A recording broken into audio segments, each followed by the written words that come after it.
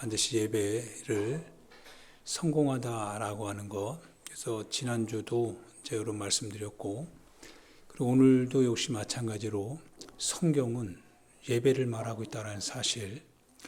그래서 예배를 모든 성도들은 자신의 삶의 현장에서 시작할 때도 출생 예배, 임종할 때도 이제 임종 예배, 발인 예배까지 예배로 시작해서 예배로 끝나고 새로운 삶의 터닝 포인트가 일어날 때마다 그 포인트에서 주님의 선한 손을 의지하고 고백하는 그 예배. 항상 신앙인들은 예배로 시작해서 예배로 마무리하게 됩니다. 그러면 예배는 일반 종교와 달리 공양하는 것도 아니고 기부하는 것도 아니고 일천 어떠한 그 무엇인가를 내 공로를 통하여서 뭔가를 이루는 것도 아니고, 예배는 받으시는 분과 그리고 드려야 될 사람과의 관계에서 받으시는 분이 누구시고, 그리고 받으시는 분 앞에서 드리는 자는 누구이어야 되는지, 그리고 그 예배를 규정하시는 하나님의 뜻이 어디에 있고, 예배라고 하는 것이 임의적인 것이 아니라면, 그래서 구체적이고 그리고 실질적이며 확실한 것이라면, 그러면 우리의 책임은 확실하고 규정적이고 그리고 체계가 있는 그거를 잘 살펴서 내 임의로 드리는 것이 아니라, 드릴 수는 있어요. 임의로 드릴 수 있기 때문에 누구나 드릴 수 있지만, 그러나 하나님이 받으시는 예배를 드리는 것은 누구나 아무나 드리는 것이 아니라 하나님의 뜻에 맞는 사람이 나아가서 드릴 때 이것을 예배다 이렇게 표현을 합니다. 그래서 예배는 하나님의 부르심이 있습니다. 내가 임의로 하는 것이 아니다. 내 자신이 임의로 나는 이렇게 할 거야, 난 이런 식으로 이런 모습으로 이렇게 하는 게 아니라, 예배는 내가 정해놓은 것이 아니라 정해놓은 룰을 따라서 하나님께서 이렇게 예배할 때 하나님이 그 예배를 받으시고, 받으실 때 받으시는 하나님께서 드리는 자를 향하여서 축복하신다라고 하는 사실입니다. 이 대표적인 것이 가인과 아벨의 사건이었죠.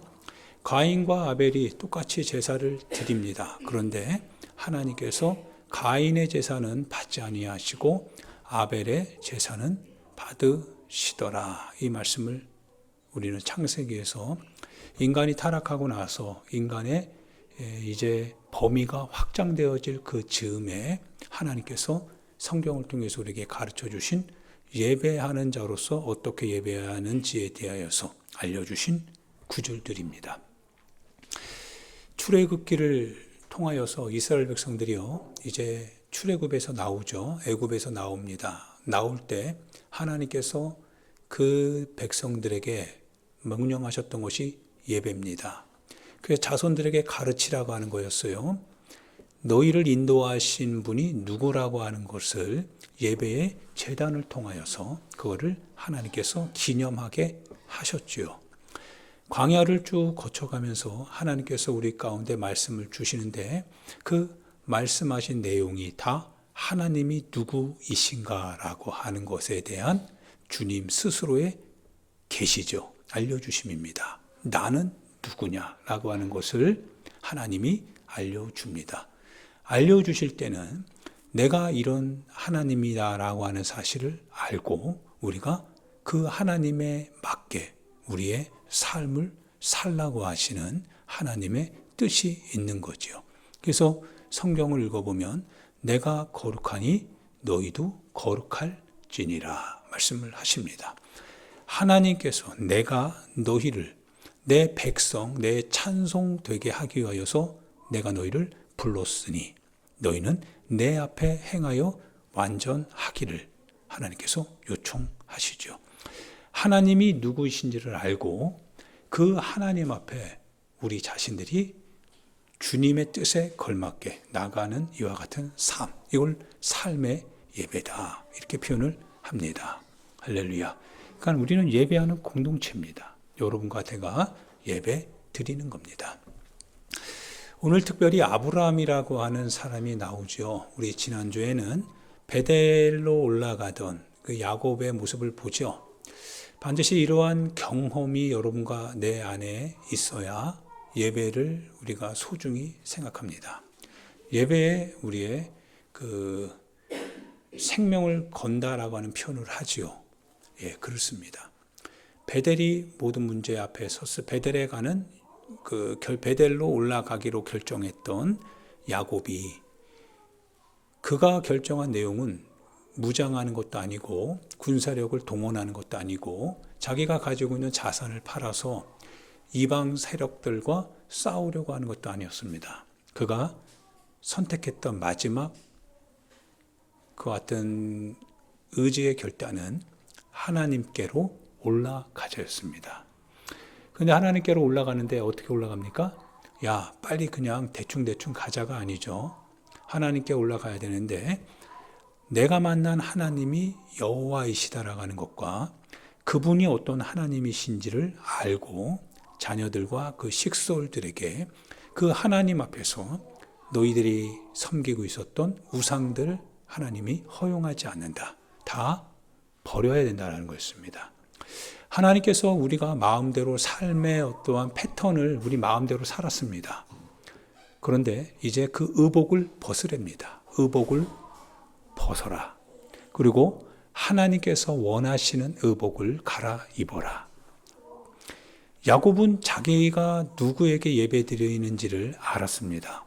그리고 그 예배를 받으시는 하나님께서 그 예배를 받으심으로써 자기의 삶에 있어서의 이 곤궁이 어떻게 해결될지를 알았습니다. 예, 하나님의 방법을 한 게 아니라 하나님께서 나에게 가장 유효한 방법으로 이 위기를 극복해 주실 것이라고 하는 사실. 즉, 야곱은 하나님의 패턴을 한 게 아니었습니다. 하나님께서 이런 방식으로 나에게 역사하실 것이다라고 하는 게 아니라 야곱이 알았던 것은 하나님께서 도와주실 것이다라고 하는 확신이었습니다. 하나님이 어떤 방식으로든 하실 것이다라고 하는 거죠. 그래서 그 하나님이 하실 때 하나님이 움직이시는 것에 대한 신앙의 책임이 우리에게 있는 겁니다. 야곱이 그 책임을 감당한 거죠. 아브라함에게도 마찬가지입니다. 하나님께서 아브라함에게 찾아오시죠.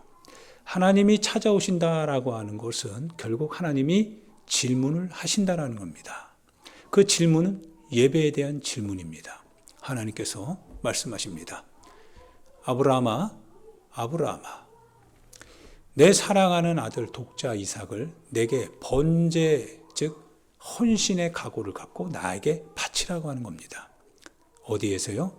내가 너에게 알려주는 지정한 한 곳, 바로 그곳에서 드리렵니다. 하나님이 도와주신다라고 하는 것을 여러분과 내가 믿는 것이요. 하나님이 어떻게 하실 것이라고 하는 것에 대해서는 우리가 질문하지 않습니다. 질문할 수도 없습니다. 우리는 하나님의 생각, 하나님의 뜻을 알지 못하니까요. 하나님의 어떠한 일할 그 같은 그 시나리오를 우리는 알지 못합니다. 그런데 시나리오를 쓰실 분이 하나님이라고 하는 사실을 압니다. 하나님은 하신다라고 하는 겁니다. 하나님께서 이삭을 부르실 때 아브라함에게는 아마 그것이 현장에서 듣는 소리 중에 가장 청천벽력과 같은 소리입니다. 여러분에게 한번 대입해 보면 좋겠습니다. 나에게도 대입해 봅니다. 여러분 자신을 향하여서 하나님께서 이제 찾아오십니다. 여러분이 가장 사랑하는 것, 여러분에게 가장 사랑하는 그것을 하나님이 알고 계십니다. 하나님께서 이제 찾아오십니다. 그러면 여러분은 예배 드려야 됩니다. 그런데 과연 예배 드릴 수 있습니까? 하나님을 본질적으로 알지 못하고 하나님과의 관계 안에서 내가 그 하나님이 누구인지를 알지 못했다면 나는 거기에서 쉽게 포기할 수 있을 겁니다. 아마 쉽게 다른 희생제물은 내가 생각할 수 있어서 그래서 이거 좀 힘들지만 하나님 그거 요구하시니까 그거 해야 되겠다. 우리의 예상 범위 안에 들어오는 하나님의 찾아오심에 대해서는 내가 조금 수고스러워도 합니다. 그런데 예상 밖에서 주님이 나를 찾아오실 때 예배가 내 몸에 젖어 있지 않으면 드릴 수 없습니다. 하나님이 도우신다라고 하는 것을 우리가 일반적으로 보편적으로 말하지만 그러나 하나님의 도우심을 얻기 위한 우리 자신의 이 극한의 지점까지 가지 않았다면 그러면 하나님이 도우신다라고 하는 그 말은 그 지점에서는 더 이상 유효하지 않겠죠. 다만 내가 선택하고 내가 예상했던 범위 안에서만 하나님은 사랑이시다 이렇게 표현했을 겁니다. 그러나 그 너머로 하나님께서 만약 우리를 찾아오신다면 내 안에서 그 하나님을 예배하는 데 있어서 진실과 충성됨이 없다면 아마 쉽게 넘어지지 않을 수 없는 사람은 없을 겁니다. 넘어질 겁니다. 아브라함이요 거의 100세에 얻은 아들입니다. 소중한 아들이고 그리고 약속의 아들입니다. 이 아들 외에는 다른 아들 없습니다.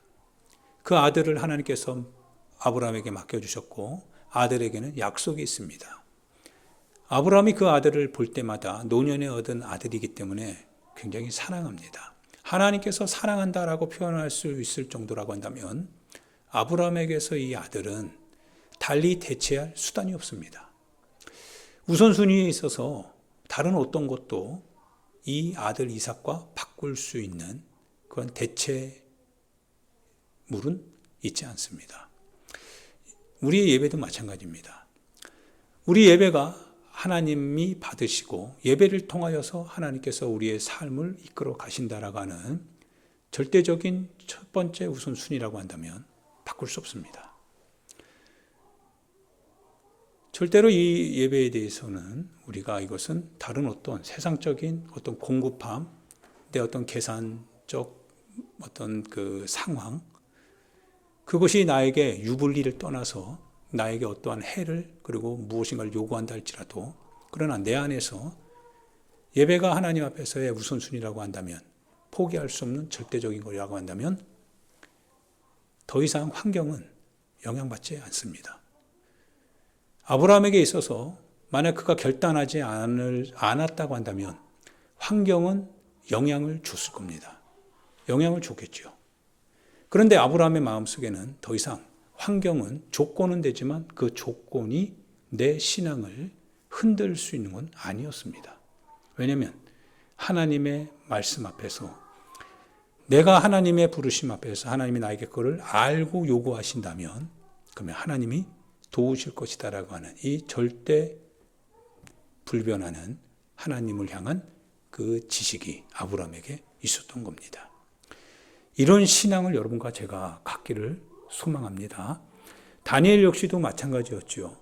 다니엘 역시도 그 주변의 상황이 자신을 향하여서 이렇게 그 칼끝이, 창끝이 자기를 향하여 엄습해 들어오는 것을 알면서도 다니엘이 자신이 하는 그리고 자신이 드리는 그리고 드리는 그것을 받으시는 하나님이 누구신지를 알기 때문에 그는 평소에 하던 그 방식 그대로 자기가 할 수 있는 최선의 방식을 가지고 하나님을 예배했습니다. 결과는 참담했죠.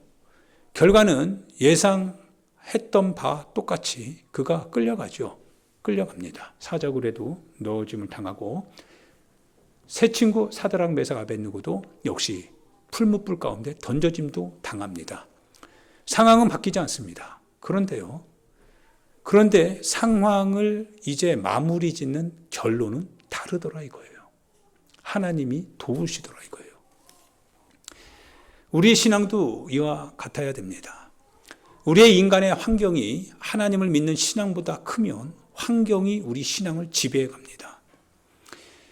신앙과 환경이 엇비슷하면 저울질하지만 그러나 환경이 크면 신앙이 떨어지고 신앙이 크면 환경을 초월합니다.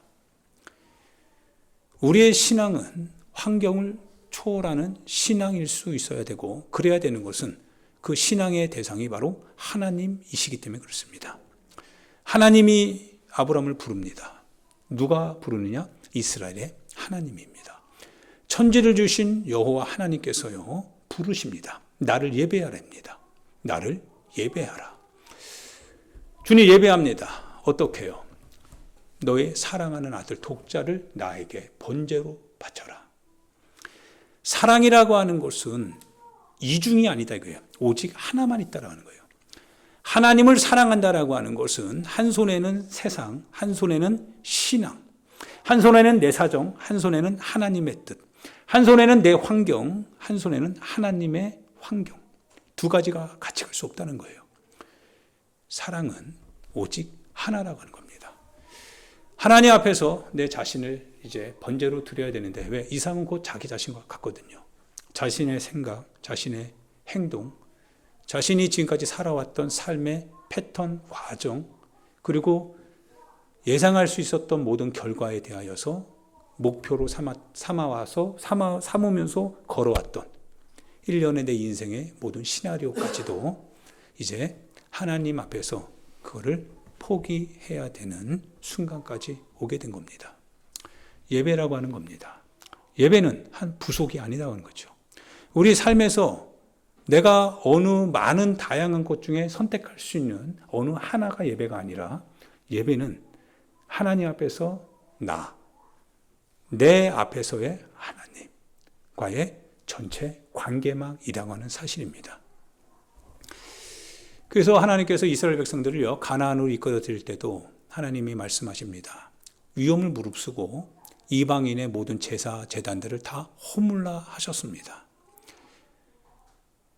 하나님의 절대적인 주권입니다. 그리고 하나님의 어떻게 보면 폐쇄적인 사랑에 대한 요청입니다.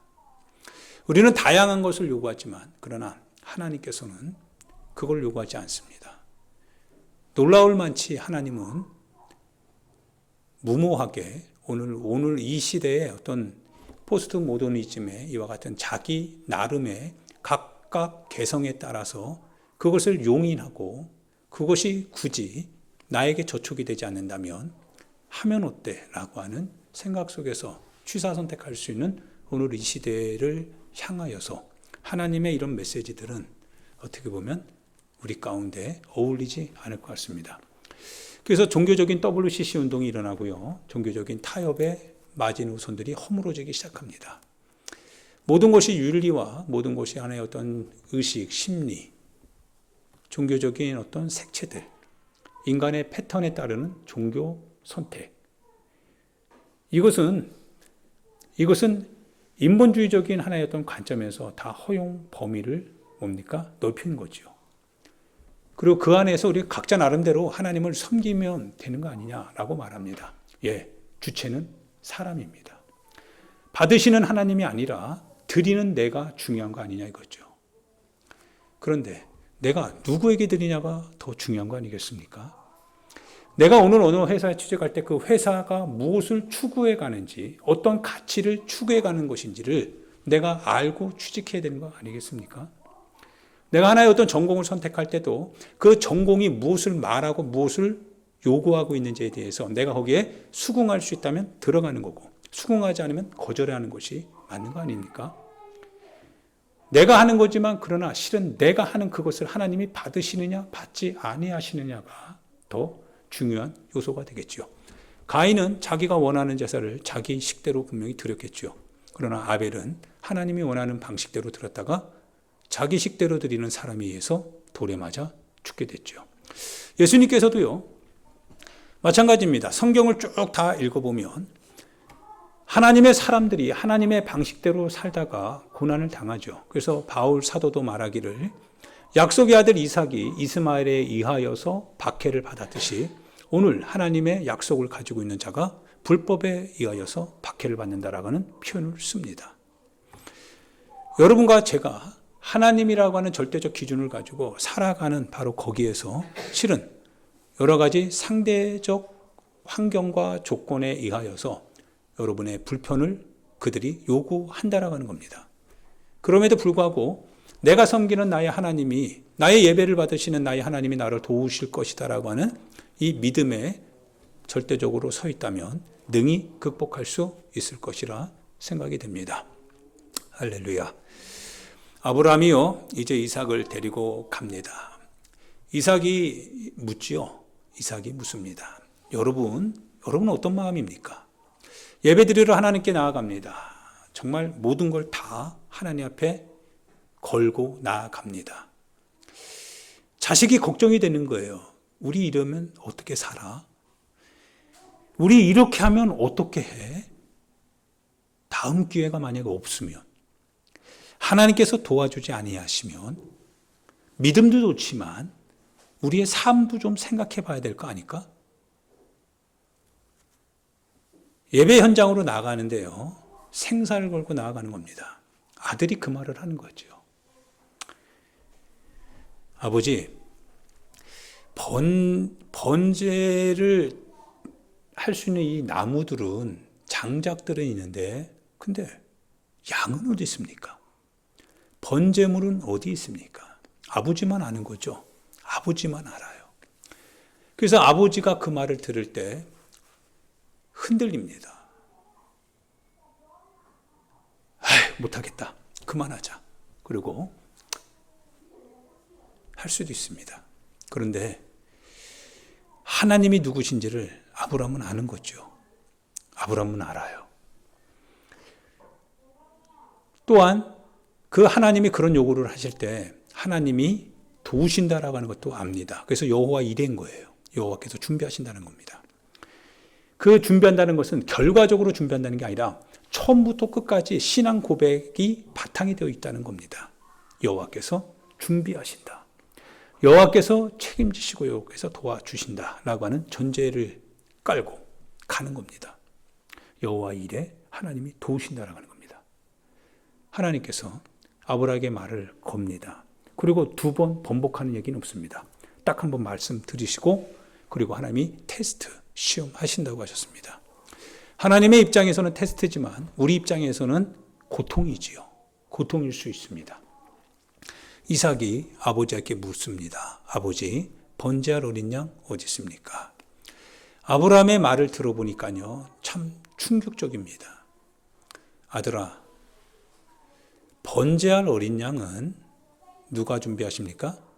번제할 어린 양은 하나님께서 친히 준비하시리라.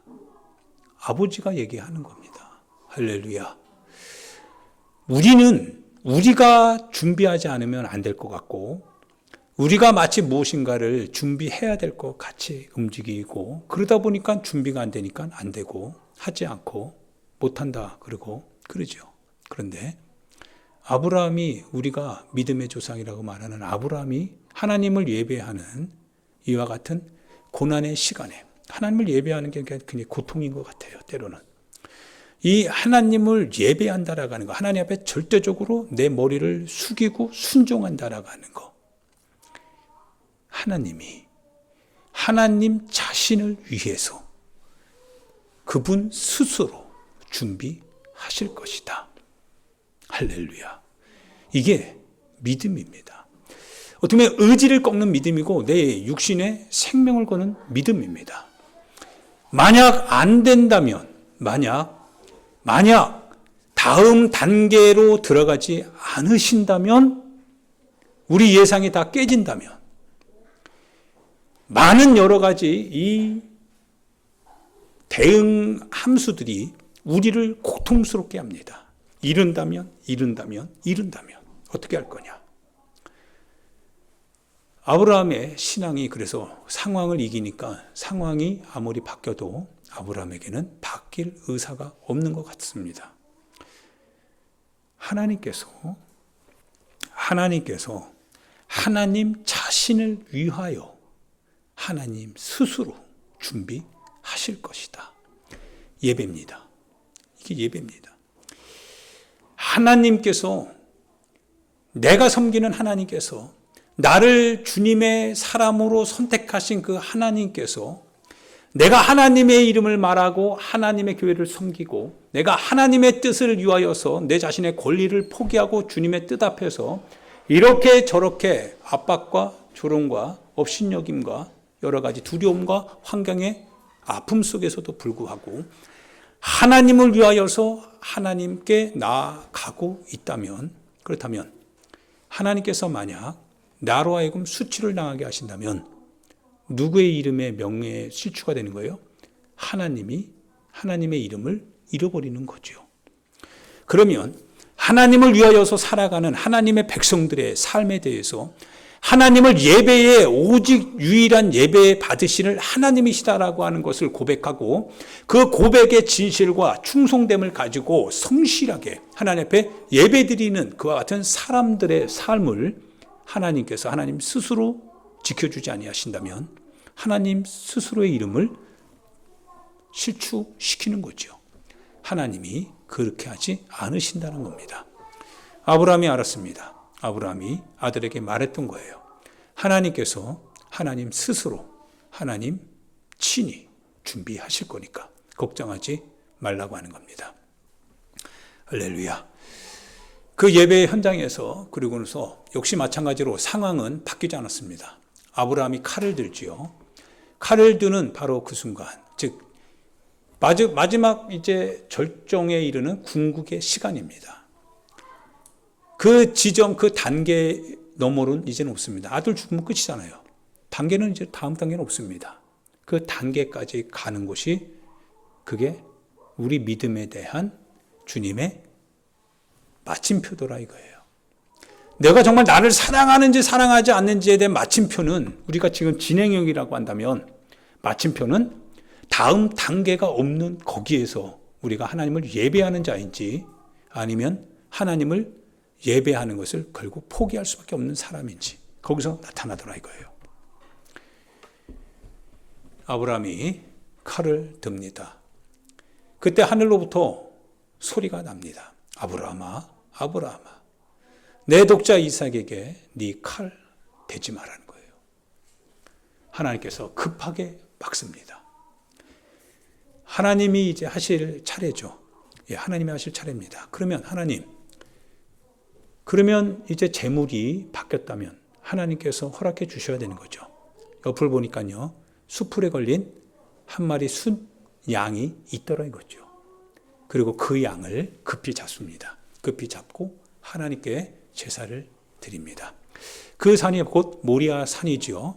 바로 그 산이 다윗이 인구조사해서 전염병으로 말미암아 이스라엘 백성들이 수만 명의 사람들이 전염병으로 죽고 3일째 되는 날 그 재앙 앞에서 회개하고 하나님의 자비와 용서를 구할 때 하나님께서 다윗의 청을 듣고 그리고 바로 아라우나의 타작마당에서 제사를 드리게 하죠. 그곳에서 제사를 드리는데 그리고 그곳의 값을 치르고 거기서 제사를 드리고 나니 거기서 전염병이 끝나더라 이거예요. 바로 거기가 어디입니까? 바로 모리아 산이었던 거죠. 바로 그곳에서 솔로몬이 뭘 짓습니까? 예루살렘 성전을 짓는 겁니다. 바로 그 모리아 산, 바로 거기가 바로 어디입니까? 예수님이 십자가에 못 박혀 죽으신 곳입니다. 그분의 희생이 모든 사람의 생명을 건지게 됐던 바로 그곳이 오늘 여러분이 읽는 모리아 산입니다. 할렐루야. 하나님께서 묘하게 우리에게 뭔가 건네주시는 말씀이 있습니다. 바로 아브라함의 그 산에서 이제 하나님의 구속의 역사가 마지막에 이루어진다라고 하는 겁니다. 쭉 보여주시는 겁니다.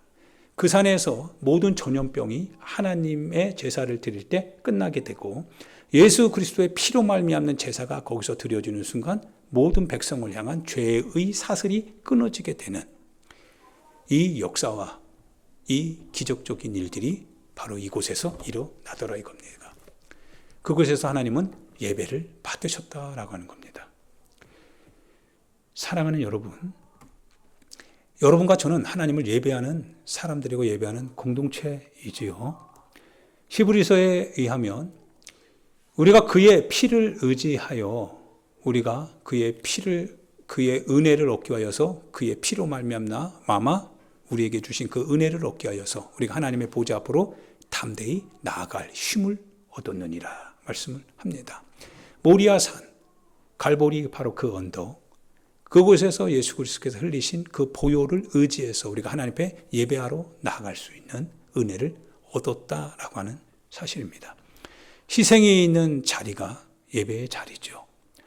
헌신이 있는 자리가 예배의 자리고, 그것을 통하여서 하나님이 우리를 받으시고 바로 하나님의 역사가 우리 안에 실현되는 거죠. 할렐루야. 예배는 기적인 거죠. 예배의 역사는 누군가의 희생과 누군가의 믿음의 결단을 통해서 우리 가운데로 전파되어지는 복음의 출발이죠. 할렐루야. 그래서 여러분과 제가 이 예배라고 하는 이 부분에 있어서 이 예배는 오직 모리아 산에서 흘려주신 바로 그 하나님의 아들의 피의 뜨거움을, 실제의 뜨거움을 가지고 하나님 앞에 나아가는 현장입니다. 이곳에서는 이중적인 마음이 아니죠. 오직 내가 하나님 앞에서 하나님이 나에게 질문합니다. 너의 가장 사랑하는 것, 그것을 가지고 내 앞에 오라고 하는 겁니다. 바로 그곳에서 하나님께서 가장 사랑하시는 예수 그리스도를 십자가에 죽이신 겁니다.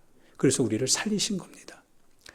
아브라함 역시 바로 그곳에서 자신이 가장 사랑하는 아들을 하나님이 아시면서 달라고 할 때 하나님 앞에 그곳에서 하나님께 예배를 드립니다.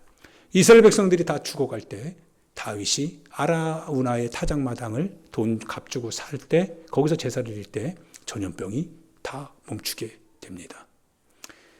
예배의 현장에 실제적으로 이 살아있는 주 예수 그리스도의 피가 우리 안에 있다면, 그러면 예배를 통하여서 여러분의 삶과 나의 삶엔 놀라운 하나님의 은혜가 흘러 넘치게 될 겁니다.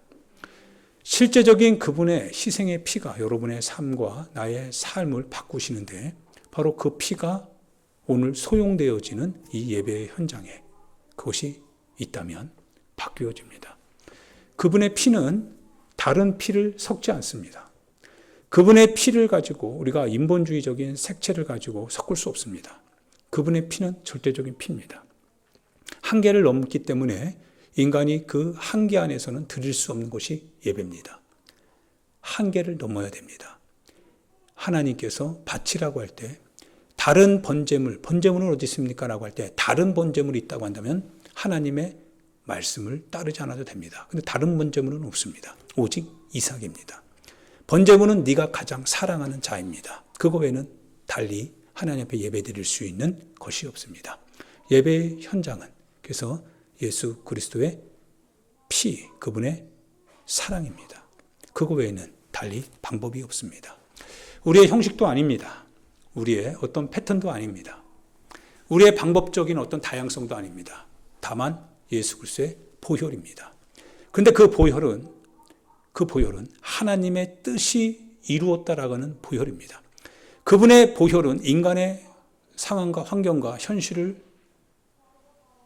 저항했고, 그리고 그 현실로부터 버림당함으로 치러졌던 희생의 결과였습니다. 그게 예수님의 피입니다. 그 피를 가진 자는 하나님의 은혜의 보좌 앞에 담대히 나아갈 수 있죠. 그러나 그 피가 말하는 바 오늘 우리 자신이 뒷걸음질 기회를 허용하지 않는다라고 하는 사실입니다. 다음 기회, 다음에 그거를 허용하지 않는 것이 예수 그리스도의 보혈을 가지고 나아가는 예배 현장이라고 하는 사실입니다. 할렐루야. 이 예배를 여러분과 제가 드릴 수 있기를 부탁드립니다. 예배를 드릴 때 하나님께서 이제 아브라함에게 약속을 이루시지요. 하나님께서 이르시되 내가 나를 가리켜 맹세한답니다. 너가 이같이 행하여 너희 아들 너희 독자도 아끼지 아니하였은즉 내가 너에게 큰 복을 주고 너희 씨가 크게 번성하여 하늘의 별과 같고 바닷가의 모래와 같게 하리니 너희 씨가 그 대적의 성문을 차지하리라. 또 너희 씨로 말미암아 천하 만민이 복을 받으리니 이는 너가 나의 말을 준행하였음이니라 하셨다 하니라. 아멘. 사랑하는 여러분, 하나님으로부터 오는 축복의 통로는 바로 하나님이 받으시는 예배였습니다. 내가 드리는 예배, 그런데 그 예배는 하나님이 받으시는 예배이어야 합니다. 하나님이 그러면 누구신지를 알아야 됩니다. 하나님이 누구시냐? 그 하나님이 여러분을 예배 현장으로 초청하실 때 많은 다양한 예배가 아니라 하나님이 받으시는 하나의 예배, 너의 사랑하는 아들 독자 이삭을 나에게 바쳐서 예배의 현장에서 아들이 주인인지 아니면 하나님이 주인인지 무엇이 주인인지를 하나님께서 확인하기를 원한다는 겁니다. 오늘도 우리는 예배를 드리면서 하나님이 내 삶의 전부입니다. 하나님이 나의 삶의 의미요 내 인생의 모든 키워드입니다. 라고 고백할 수 있는 그런 예배를 여러분과 제가 드리기를 부탁드립니다. 앞으로도 여러분의 삶에 그와 같은 예배가 있기를 예수님의 이름으로 축복드립니다. 이 시간 우리 같이 하나님 앞에 기도하겠습니다. 사랑하는 여러분, 늘 하나님 앞에 기도할 때요, 내 마음으로 생각하고 내 마음으로 그와 같은 지식으로 한계 짓는 하나님이 아니라 하나님께서 친히 여러분의 삶의 현장에 오셔서 여러분 안에서 하나님이 받으시는 것을 말씀해 주시는 그 예배, 하나님 그 예배를 드리기를 소망합니다. 하나님, 내가 하나님 외에 또 다른 어떤 것이 있는지 주님 알게 해 주옵시고, 하나님이 그것에 대하여서 하나님 이제 질문하신다면 대답할 수 있는 능력을 주셔서 주님 대답하게 해 달라고 기도하시길 바랍니다. 하나님은 시험하는 게 아니라 테스트하는 겁니다. 여러분을 유혹하는 게 아니라 테스트하는 겁니다. 여러분이 정말 하나님을 사랑하는지, 아니면 여러분 자신 속에 은밀하게 감춰져 있는 무엇인가를 여러분이 그걸 놓지 못하고 있는 채로 하나님을 사랑한다고 말하고 있는지, 하나님은 그거를 점검하고 그거를 바꾸기를 원하시는 겁니다. 예배의 현장입니다. 예배의 현장을 통하여서 여러분이 하나님 앞에 기도하시고, 하나님 온전히 내가 사랑하는 오직 하나의 절대자 있다면 오직 주님이십니다. 주님만이 내 삶의 예배자이시고 예배 받으시는 분이시고 예배의 대상이십니다. 예배 받으시옵소서. 우리 주여 한번 부르고 하나님 앞에 기도하도록 하겠습니다. 기도합니다.